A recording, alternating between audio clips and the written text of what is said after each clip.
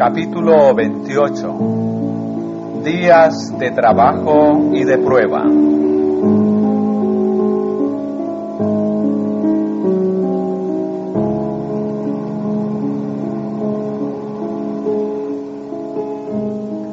Durante más de 3 años, Éfeso fue el centro de la obra de Pablo. Una iglesia floreciente se había levantado allí, y desde esa ciudad el Evangelio se había extendido por toda la provincia de Asia, tanto entre los habitantes judíos como entre los gentiles.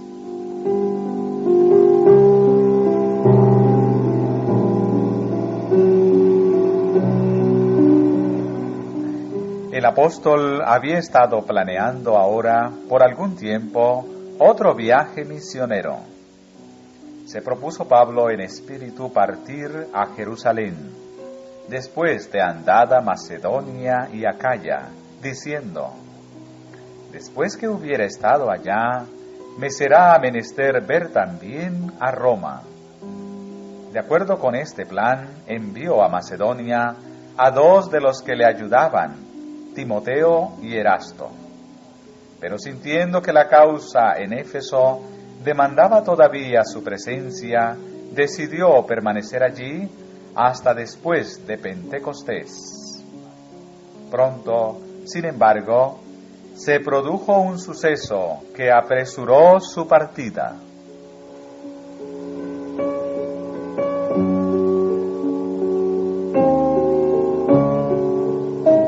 Una vez al año se celebraban en Éfeso ceremonias especiales en honor de la diosa Diana.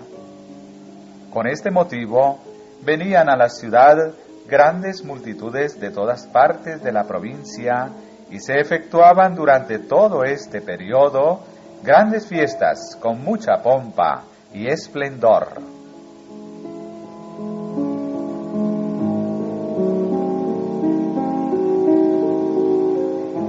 Este tiempo de fiesta constituía un tiempo de prueba para aquellos que acababan de aceptar la fe.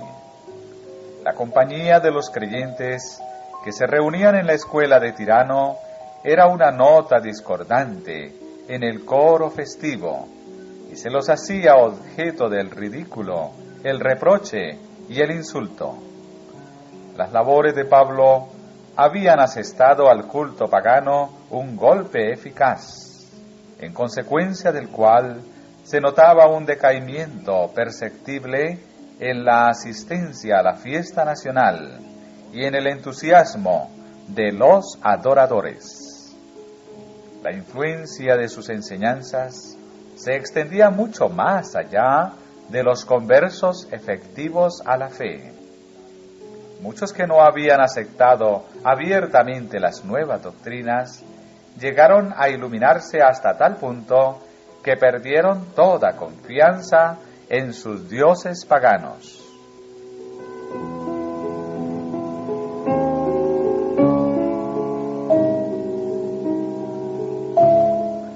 Había también otra causa de descontento.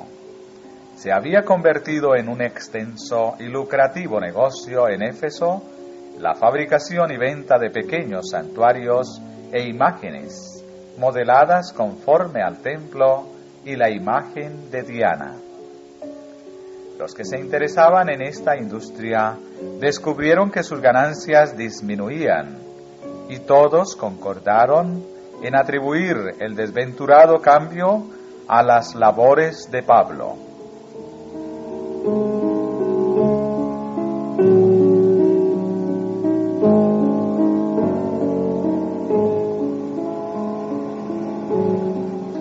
Demetrio, un fabricante de templecitos de plata, reuniendo a los que trabajaban en ese oficio, dijo: varones, sabéis que de este oficio tenemos ganancia, y veis y oís que este Pablo, no solamente en Éfeso, sino a mucha gente de casi toda el Asia, ha apartado con persuasión, diciendo que no son dioses los que se hacen con las manos.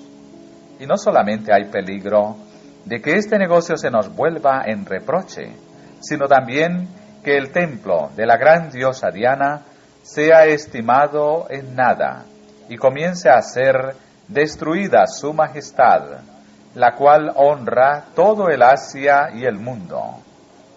Estas palabras despertaron las excitables pasiones del pueblo. Llenáronse de ira y dieron alarido, diciendo: Grande es Diana de los Efesios.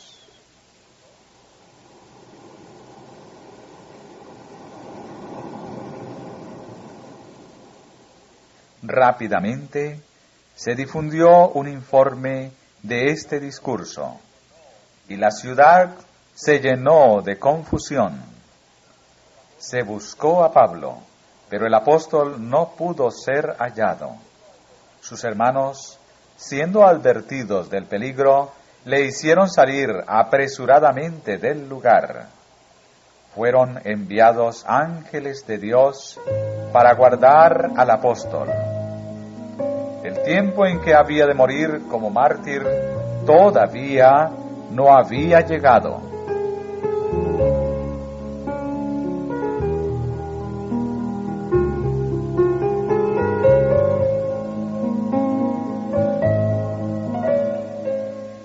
Ya que no podían encontrar el objeto de su ira, la turba se apoderó de Gayo y Aristarco, macedonios, compañeros de Pablo, y con estos unánimes se arrojaron al teatro.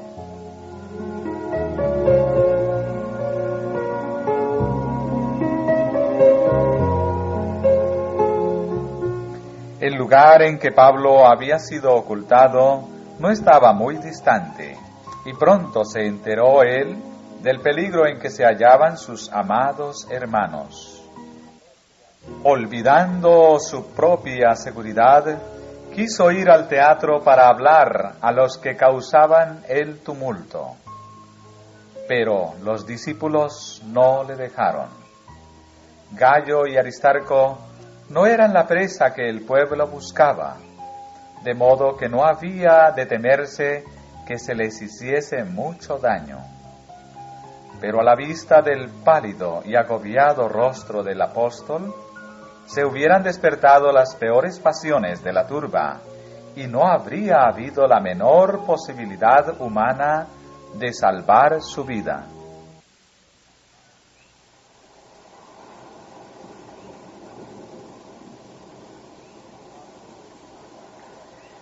Pablo estaba todavía ansioso de defender la verdad ante la multitud, pero fue al fin disuadido por un mensaje de amonestación enviado desde el teatro. Algunos de los principales de Asia, que eran sus amigos, enviaron a él rogando que no se presentase en el teatro.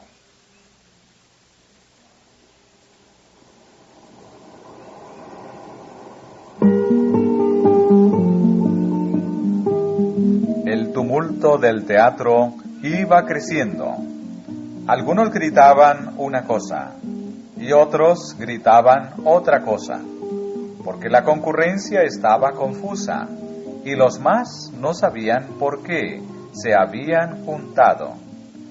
El hecho de que Pablo y algunos de sus compañeros fuesen de sangre hebrea llenó a los judíos del deseo de mostrar claramente que no simpatizaban con él ni con su obra.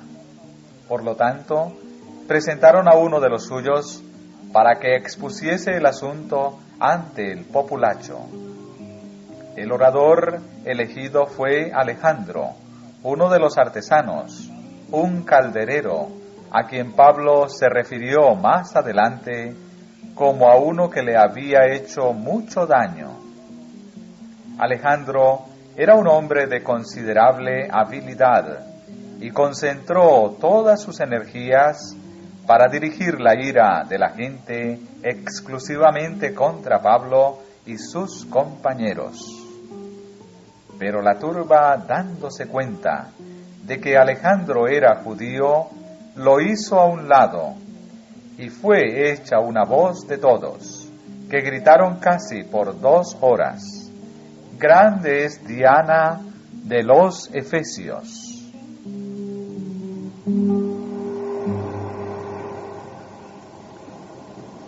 Al fin, completamente exhaustos, pararon, y hubo un silencio momentáneo. Entonces, el escribano de la ciudad llamó la atención de la turba, y en virtud de su cargo consiguió que le escucharan.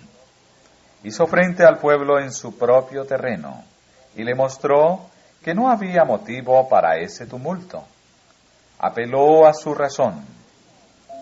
«Varones efesios», dijo, «¿y quién hay de los hombres que no sepa que la ciudad de los efesios es honrada de la grande diosa Diana y de la imagen venida de Júpiter?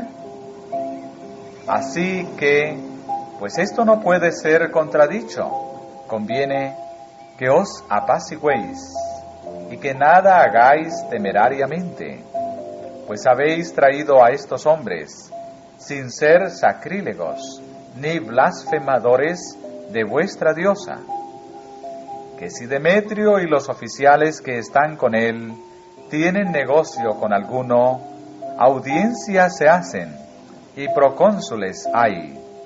Acúsense los unos a los otros. Y si demandáis alguna otra cosa, en legítima asamblea se puede decidir, porque peligro hay de que seamos arguidos de sedición por hoy, no habiendo ninguna causa por la cual podamos dar razón de este concurso. Y habiendo dicho esto, despidió a la concurrencia.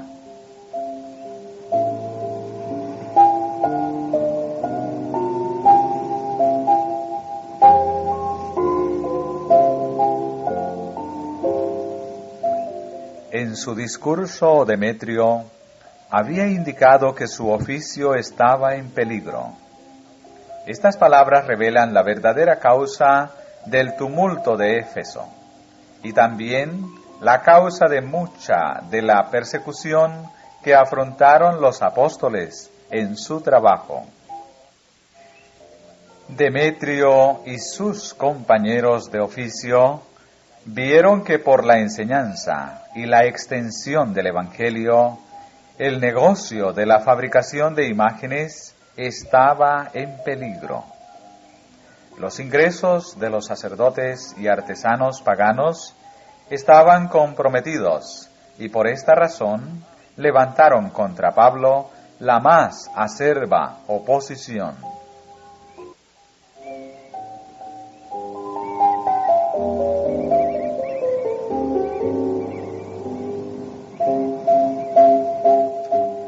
La decisión del escribano y de otros que ocupaban puestos de honor en la ciudad había puesto a Pablo delante del pueblo como una persona inocente de acto ilegal alguno. Este fue otro triunfo del cristianismo sobre el error y la superstición. Dios había levantado a un gran magistrado para vindicar a su apóstol y detener a la turba tumultuosa. El corazón de Pablo se llenó de gratitud a Dios porque su vida había sido conservada y el cristianismo no había cobrado mala fama a causa del tumulto de Éfeso.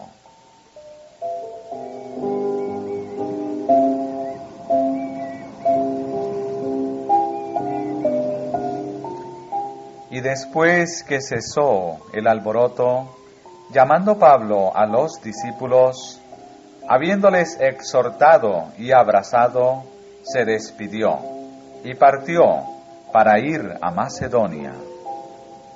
En este viaje fue acompañado por 2 fieles hermanos efesios, Tíquimo y Trófimo.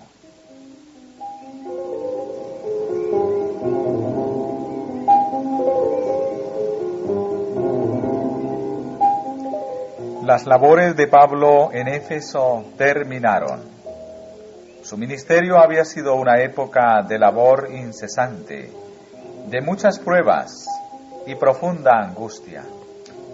Él había enseñado a la gente en público y de casa en casa, instruyéndola y amonestándola con muchas lágrimas. Había tenido que hacer frente continuamente a la oposición de los judíos, quienes no perdían oportunidad para excitar el sentimiento popular contra él.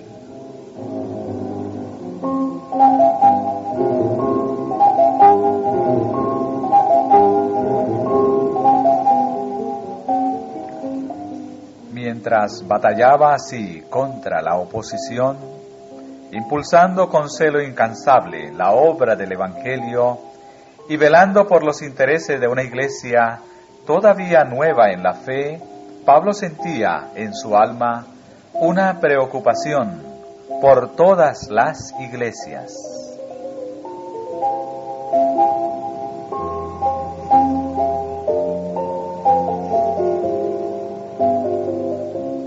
Las noticias de que había apostasía en algunas de las iglesias levantadas por él le causaban profunda tristeza. Temía que sus esfuerzos en favor de ellas pudieran resultar inútiles. Pasaba muchas noches de desvelo en oración y ferviente meditación al conocer los métodos que se empleaban para contrarrestar su trabajo. Cuando tenía oportunidad y la condición de ellas lo demandaba, escribía a las iglesias para reprenderlas, aconsejarlas, amonestarlas y animarlas. En estas cartas, el apóstol no se explayaba en sus propias pruebas. Sin embargo, ocasionalmente se vislumbraban sus labores y sufrimientos en la causa de Cristo. Por amor al Evangelio, soportó azotes y prisiones, frío, hambre y sed, peligros en tierra y mar, en la ciudad y en el desierto, de sus propios compatriotas y de los paganos y los falsos hermanos. Fue difamado, maldecido, considerado como el desecho de todos, angustiado, perseguido, atribulado en todo. Estuvo en peligros a toda hora, siempre entregado a la muerte por causa de Jesús.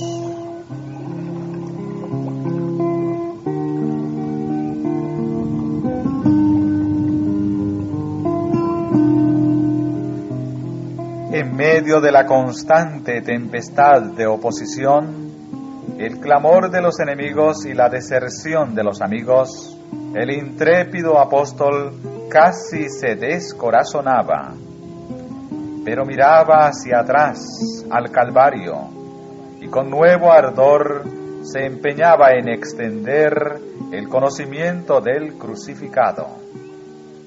No estaba sino hollando la senda manchada de sangre que Cristo había hollado antes. No quería desistir de la guerra hasta que pudiera arrojar su armadura a los pies de su Redentor.